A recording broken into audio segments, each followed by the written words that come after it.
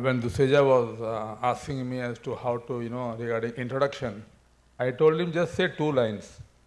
ये पूरा पागल है. That's all, I think. You know what I am. So, what I'm going to do is, I have not read most of the classics, English classics. I have just read, the illustrated classics as a child. Many of you might not have seen illustrated classics. For those who have not, this will be an example, a primer. So, this is regarding my journey in the field of hepatitis B, a personal odyssey. Slides are not moving. Yeah. So my gastroenterology debut began in Bombay in 1984. This is the conference, Silver Jubilee Conference of ISG I attended. And then it was not INASL. It was not INASL. It was the Liver Study Group of India then, when I first attended this conference. I was doing my MD then. And then I decided there at Mumbai that I must become a gastroenterology and I divorced cardiology. 1987, I finished my examination, 88, and then this is a passing out ceremony held later in 88. This is my first presentation, a hepatology presentation, you can say, as a DM student in 1987 in Bhopal.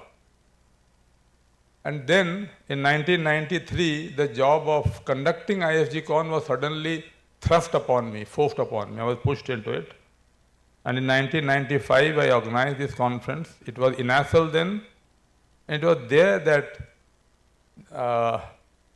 I conducted a full-day hepatitis symposium in Bhubaneswar on 31 October. That was an eye-opener. And during the inaugural address, gave a lot of people heartburn. I said, we the physicians and the hepatologists have abdicated our responsibilities. We are more busy doing, statistics, prevalence, this, that, other things, publishing. But our primary responsibility should have been, preventing hepatitis, and in that field we were doing very little. Later on, I was dabbling with hepatitis, vaccination, public awareness campaigns, meetings, and then it struck me that there is a need for a day dedicated for hepatitis, creating hepatitis awareness. And for that, this was in 2000 that I decided, and then, I found that the whole calendar was full of various days.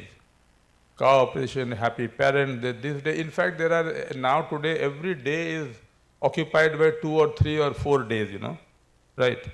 New day comes, the girlfriend's day. And so then it struck me that year that I think the best thing would be to have it on 28 July. And that was the birthday of Professor Bloomberg, who had contributed a lot in the field of hepatitis B.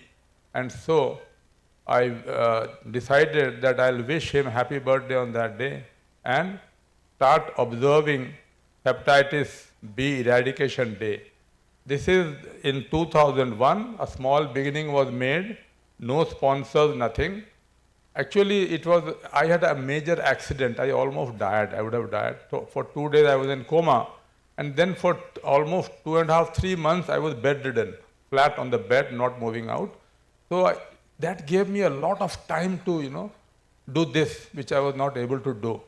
So I would dictate, get, letters sent, and then we had this day. You can see Professor Tripathi here, Professor B.B. Tripathi, who was a leading physician of India, and the other people, and I'm holding a crutch here. This is me. So this was the beginning. Later on, when WHO accepted this day, I sent this picture to Bloomberg, and he was so happy that he said he would place it in the institutional archives. And why I say this, that we began because a lot of young people who are here wouldn't know about this. If you go to the Bloomberg biographical site on the Nobel Prize website, you will find this mentioned here. And then I got this book, Bloomberg sent this book to me with a message that he was very happy to see that his birthday was being observed in India, and it is helping creating awareness for this. I cherish this book a lot, and that is how the journey began. Year after year we started conducting and trying to get this movement throughout the world. But you know, from a small city, I was asking a few kids, doctors' kids here, they don't know where Cuttack is. So, being from a place like Cuttack and dreaming that one day the world over this day will be observed is a bit too much, but still, a dreamer is a dreamer. He may be born wherever. So, we used to call it World Hepatitis B Eradication Day. I know eradication is not the appropriate thing to say, but still. And we started observing year after year. It took, this is medicals participating in the programs. Then we thought, you know, the most important thing is to catch them young. So from 2001, we involved school children and other programs, road shows. This is in a college, Ravinsha Junior College, Shalbala Women's College, different places. We went on doing folk, in the form of folk dance, setting the message. And this is one of my DM students. He is now a professor, Professor Pritam Nath from KIMS. He was then doing DM. He is trying to create, you know, give the message. This is a rally sportsmen. These are my hepatitis B soldiers. This is Budhya Singh. You might have, some people might be knowing, he was a child prodigy marathon runner. He also, a lot of people came forward to help us. Then we organized, from 2001, every year we have hepatitis B poster, drawing competition, both sit and draw. This is entry from Chandigarh. So, in different ways, for educating, you must educate the masses, I think, you must educate the physicians, you must have CMEs, you must also creating awareness. And this is one of the symposium, the third year, 2003 symposium. You can see Professor Acharya there. You can see some known faces, Professor Chawla, Dr. Gauradas Chaudhary.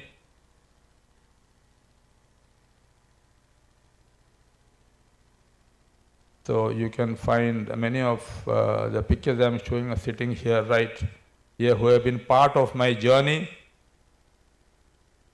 And this was in Goa. We had an international meeting on hepatitis. So this is where, you know, I try to involve people from different parts of the world here. This is Nancy Leung as part of this meeting. Then I decided that, okay, every year we must give some awards to people who are doing good work in the field of hepatitis B. So 2 awards. One was Bloomberg Oration, Dr. Mohan is delivering here. Then KGF Samman, this is given to Manoj Sahu. He is doing phenomenal work in this field of creating awareness. Professor Mamoon was given the oration in 2005, Bloomberg Oration. Professor Lim, 2016, he had come to Bhubaneswar to give the oration. Professor Akbar, 2017. Manisha got the KGF Samman for doing work in Hyderabad. The Sam Hospital receiving the award. Hari had come in 2018 for the oration. And one of the toughest jobs of, you know, my journey was to get a guideline for Indians. Countries with, you know, population less than that of Calcutta or Mumbai had guidelines, but India never had hepatitis B guidelines. This was my toughest job. It took me, much more than what it takes now, because at that time I was not Secretary General. I was an ordinary member of INASL. So, but still, despite all odds, I succeeded in having a meeting in 2017, and this was published in 2018. That is the Andaman statements, because Andaman has a huge burden of hepatitis B. I thought that is the apt place for having it there, meeting. And catch-up vaccination, as you know, is very important in India. Almost 2/3 of transmission, at least 2/3 is not vertical, it is horizontal. And so that is very important. And see, even if you look at, you know, the medical students and the healthcare workers, most people are not aware, most people. are not aware, and they don't test their anti-HBS, which is a must for healthcare workers. So, and see, it is hardly, 1 out of 130, nil out of 130 students had taken the vaccination, and most of them didn't know about it. The most important thing is whatever you do, whatever program you have, it has to be noticed. You have to involve the press, the media. People must know about it. Awareness in India is abysmal. It is abysmal because in the general population, it is only about 25 to 30% of people are aware of hepatitis B. And if we were doing a study at the risk factors, and one of the most important risk factors in our part was, exposure to roadside barbers, people who go to roadside barbers for shaving. And then we found, when we did a survey among the barbers, not even 5% were aware of something like hepatitis B and hepatitis C. So if this is the condition, this is the awareness, how do the programs work? How can they work?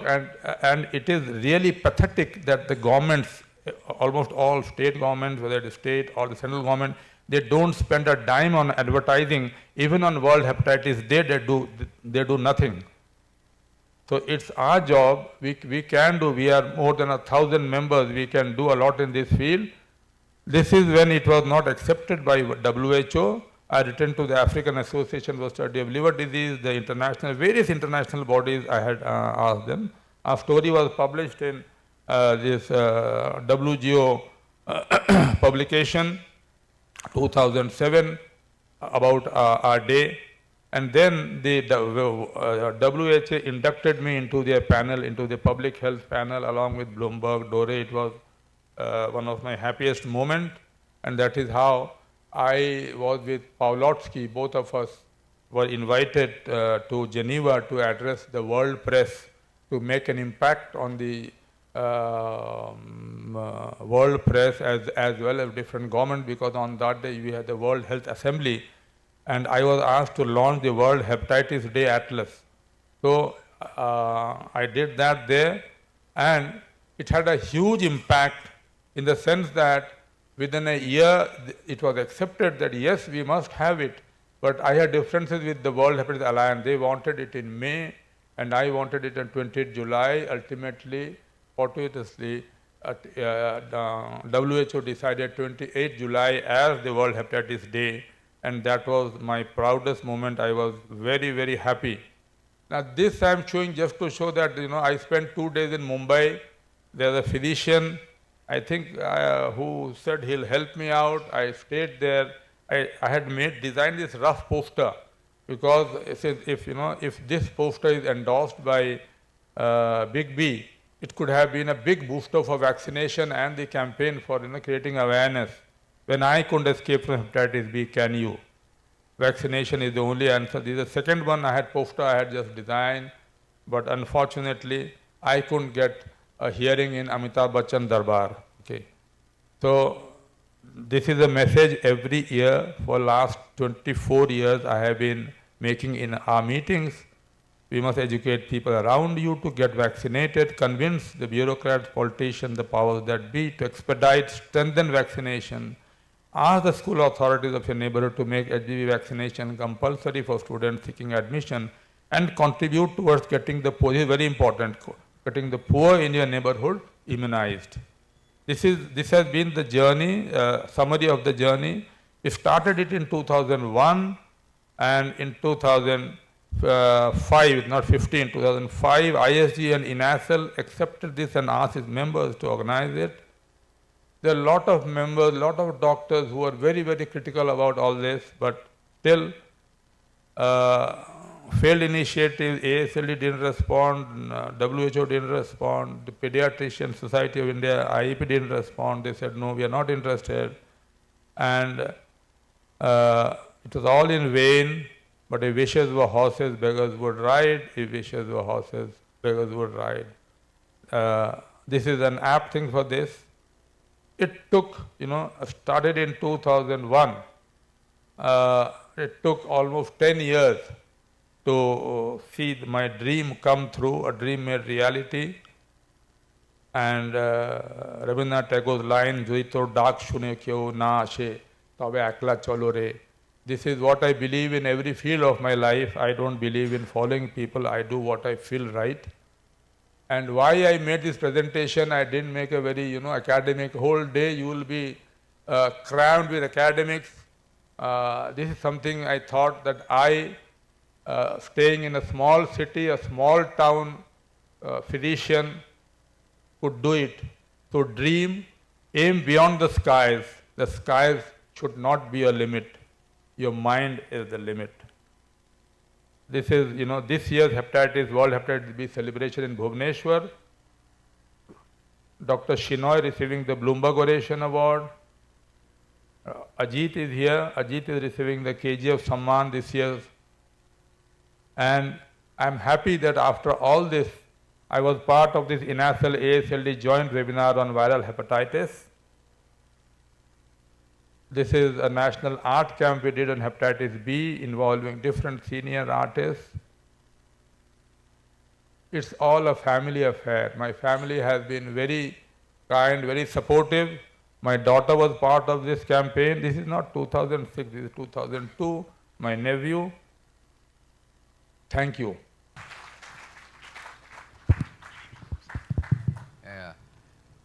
Thank you very much. I think it's a passion. It is not simply a desire or anything, Desire is something where you expect something in return.